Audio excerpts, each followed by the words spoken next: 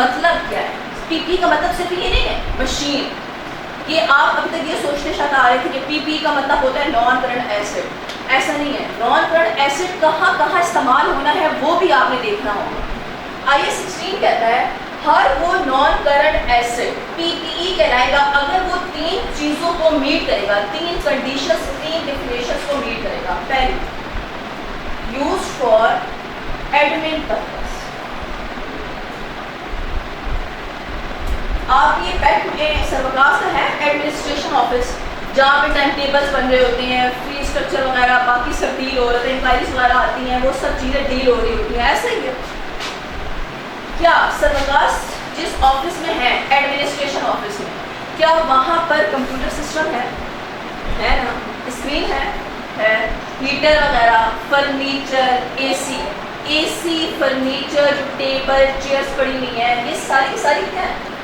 Non current assets. ये किस लिए इस्तेमाल हो रही है? वो चेयर्स, वो कंप्यूटर सिस्टम, वो एसी वगैरह क्यों इस्तेमाल हो रहा है? एडमिनिस्ट्रेशन पर्पस के लिए, एडमिन पर्पस के लिए। यानी हर वो नॉन करंट एसिड जो किस में इस्तेमाल हो रहा है? एडमिनिस्ट्रेशन पर्पस में या एडमिनिस्ट्रेशन ऑफिस में। तो ऐसे नॉन करंट एसिड को आप क्या बोलेंगे? ये क्या कहलाएगा? पीपीई।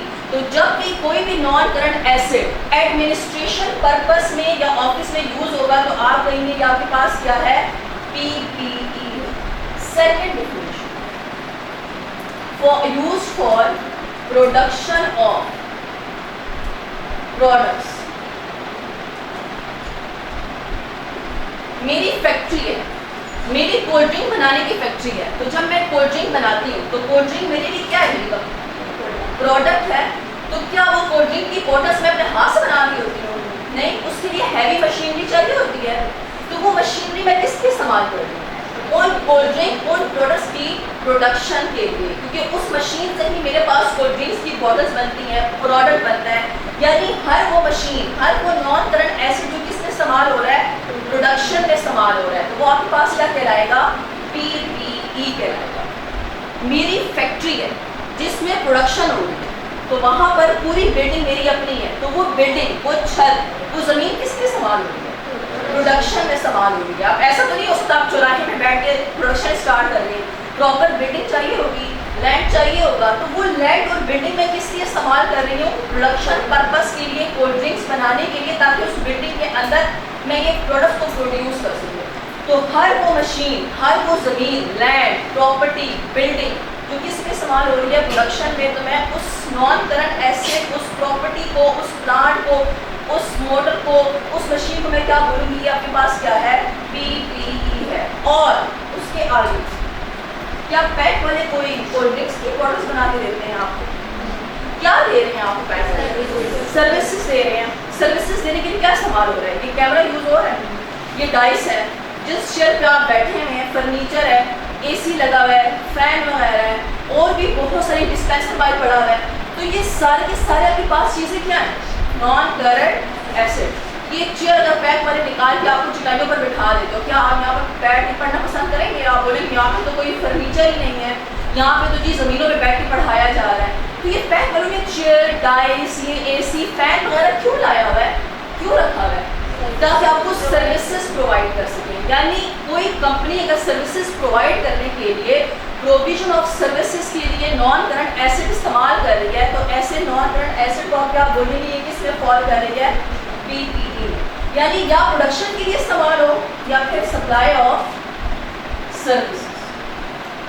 और क्या आ सकता है सप्लाई ऑफ सर्विसेज में? ये तो पैक एग्जाम्पल। हॉस्पिटल्स में एक्सरे मशीन होती हैं, ऐसे ही है। MRI मशीन जो होती हैं, अल्ट्रासाउंड मशीन जो होती हैं, वो किस लिए इस्तेमाल होती हैं हॉस्पिटल्स में? इतनी हैवी मशीन सर्विसेज सप्लाई करने के लिए, ताकि आपको हेल्थ फैसिलिटी प्रोवाइड कर सकें। तो वो हेल्थ फैसिलिटी, वो सर्विस प्रोवाइड करने के लिए उस हॉस्पिटल में जितने भी नॉन करंट एसिड इस्तेमाल हो रहे हैं, तो आप उन्हें क्या बोलते हैं? ये आपके पास क्या है? पीपीई है। क्लियर? और एग्जाम्पल, ये जो ऊबर वगैरह है, इंट्राइम वगैरह, ये करीम आप कह रहे हैं, और येको वगैरह, ये सब आपको सर्विसेज प्रोवाइड करते हैं।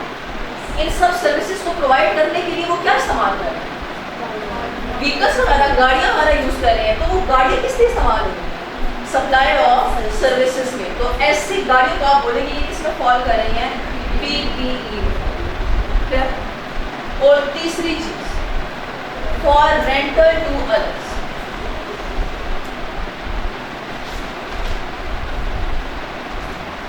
रेंटल का क्या मतलब हुआ, फॉर रेंटल टू अदर्स, हर वो नॉन करंट एसेट, हर वो नॉन करंट एसेट जो किसकी आप इस्तेमाल कर रहे हैं, दूसरों को किराए पर देके हर महीने उससे किराया लेने के लिए।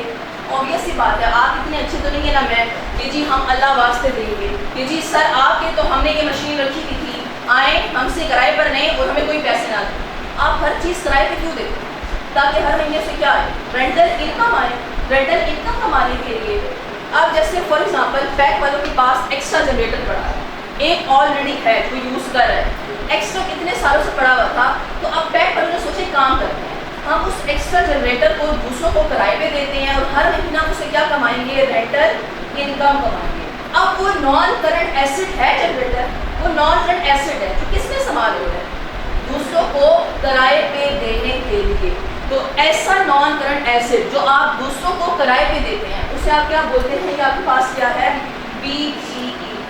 या आपके पास गाड़ी है, आपने गाड़ी दूसरों को किराए पे देने के लिए रखी है कि सर आए, अक्सर होता रेंट अ कार वगैरह, तो वो सारी गाड़ियाँ वो आपको रेंट पे देते हैं और रेंट पे देकर वो आपसे हर महीने क्या कमाते हैं, रेंटल इनकम।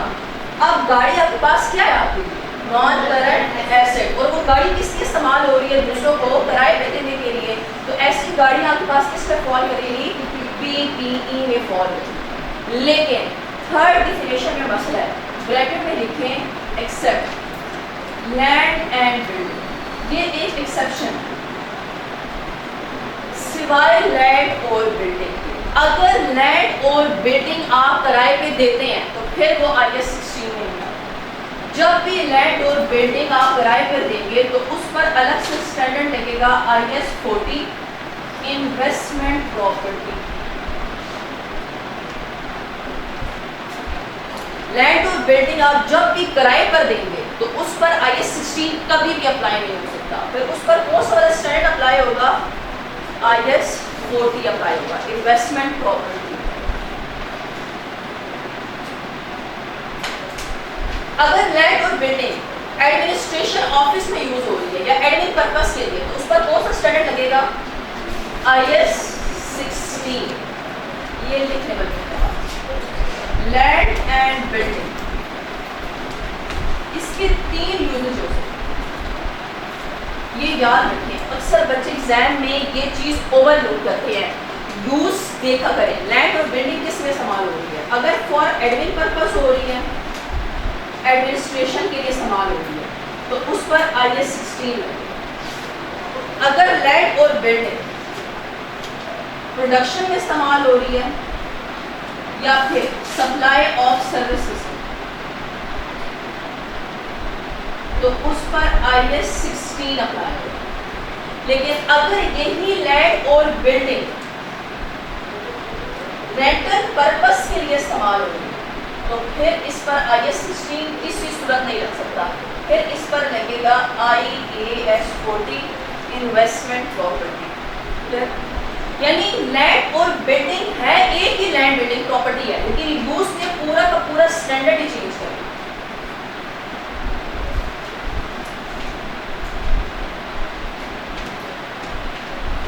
एग्जाम में आपको बताया जाएगा कि लैंड और बिल्डिंग एडमिनिस्ट्रेशन में यूज हो रही है, सप्लाई ऑफ सर्विसेज या प्रोडक्शन में यूज हो रही है, या फिर रेंटल पर्पस के लिए। अगर रेंटल पर्पस के लिए हो रही है फिर आप IS 16 नहीं अप्लाई करेंगे, फिर उस पर अलग से स्टैंडर्ड है जो आप IS 16 के बाद पढ़ेंगे, IS 40, फिर वो अप्लाई करेंगे।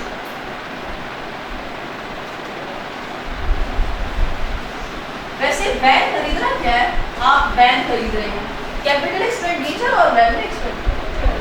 कैपिटल एक्सपेंडिचर आप वैन की रिपेयर एंड मेंटेनेंस करवा रहे हैं, रेवेन्यू पेट्रोल यूज कर रहे हैं आप, रेवेन्यू एक्सपेंडिचर। तो ये देखिए साथ साथ थोड़ी चीज़ों को इस तरह देखा करें।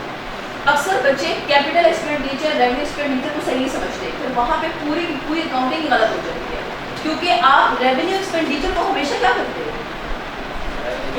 अच्छा अपने पास लिखने रेवेन्यू एक्सपेंडिचर लिख लीजिए कि revenue expenditure should be expensed out. Revenue expenditure हमेशा expense होती है. Revenue expenditure should be expensed out. Revenue expenditure should be expensed out. Revenue expenditure should be expensed out.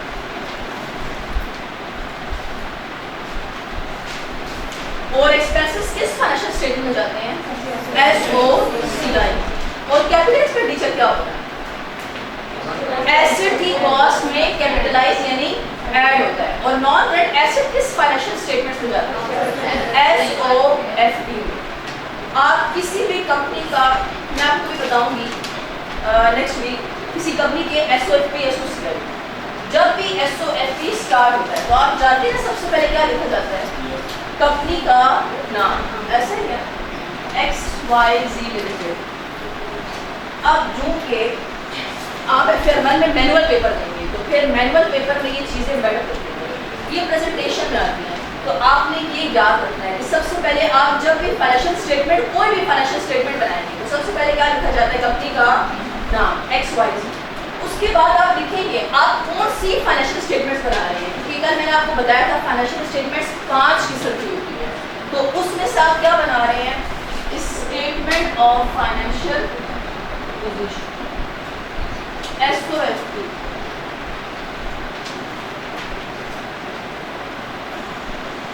Statement of financial position SOFP. सबसे पहले आप लिखेंगे company का नाम, उसके बाद आप लिखेंगे कौन सी फाइनेंशियल स्टेटमेंट आप बना रहे हैं, और उसके बाद लिखेंगे एज ऑन 31 दिसंबर 2001 कुछ भी नीचे डेट.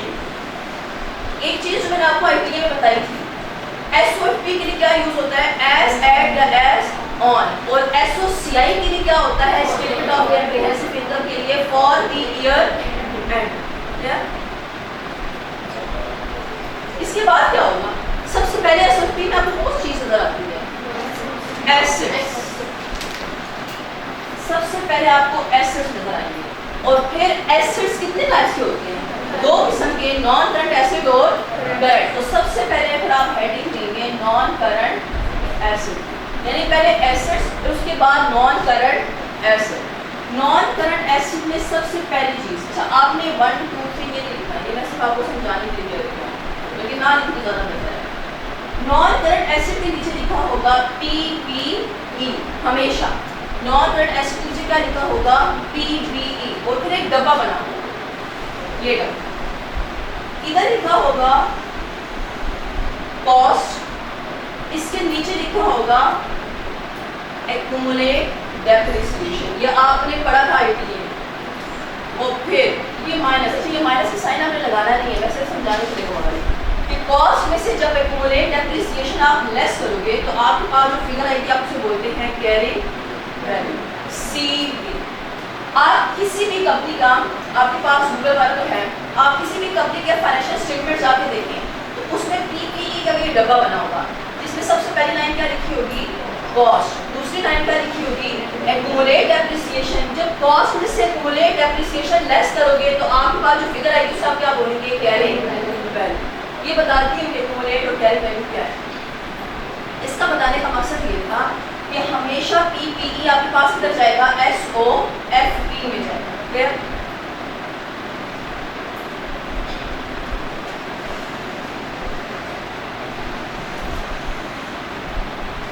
एसेट्स PPE आपने डिफिनेशन देखी PPE की 3 होती है. ऐसा नॉन करंट एसेट जो कहाँ इस्तेमाल हो? एडमिनिस्ट्रेशन पर्पस में, या प्रोडक्शन में, या सर्विसेज सप्लाई करने में, या फिर रेंडर टू अदर्स. ये तो PPE की डिफिनेशन है.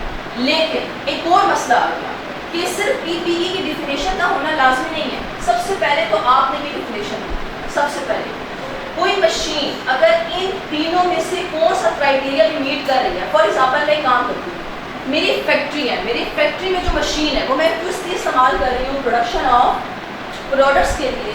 तो मैं क्या कहूँ, वो मशीन जो मैं अपनी प्रोडक्शन में इस्तेमाल कर रही हूँ वो किस में फॉल करेगी? PPE में. तो मैं डायरेक्ट इसको उठाकर नॉन करंट एसेट में शो नहीं कर सकती. यानी किसी भी PPE के सिर्फ ये डिफिनेशन का होना लाजमी नहीं है, उस पर 2 मजीद कंडीशन करती हैं. इन शॉर्ट कितनी कंडीशन हो जाएंगी? तीन कंडीशन हो जाएगी। पहली कंडीशन क्या होगी या क्राइटेरिया क्या होगा कि किसी भी नॉन करंट एसिड के लिए इन तीनों का फुलफिल करना लाजमी है। ये पहली चीज़ है।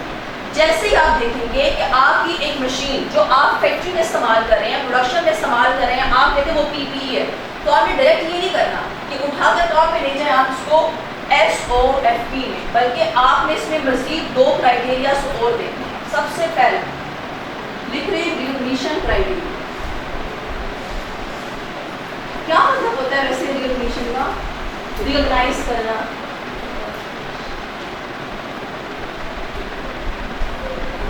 रिकॉग्नाइज का मतलब होता है रिकॉर्ड करना। रिकॉर्ड का मतलब है आप पीपीई को SOFP में कब रिकॉर्ड करोगे? कब रिकॉर्ड करोगे? जब इन तीनों में से कोई एक डेफिनेशन फुलफिल हो जाए और मजीद दो और कंडीशन। तो आप कहते हैं पीपीई शुड बी रिकॉग्नाइज्ड या record in SOFP as non current asset if. आप किसी भी पीपीई को नॉन करंट एसिड तब बनाओगे जब वो दो कंडीशंस को फुलफिल करे। पहली, it is probable that future economic benefit